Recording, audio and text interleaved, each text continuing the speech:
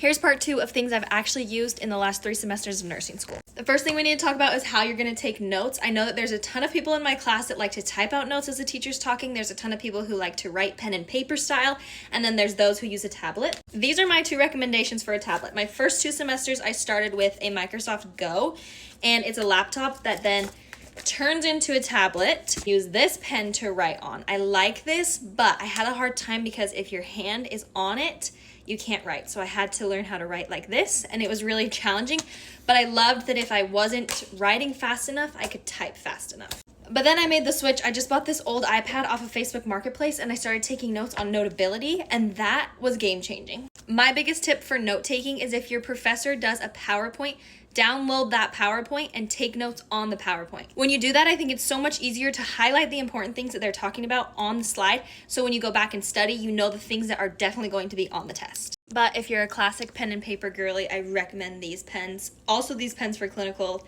they're seriously the greatest. Obviously, literally any piece of paper works to take notes, but I like these the most. They're just big, and it's easy to color coordinate for whatever lecture you're using based on the color.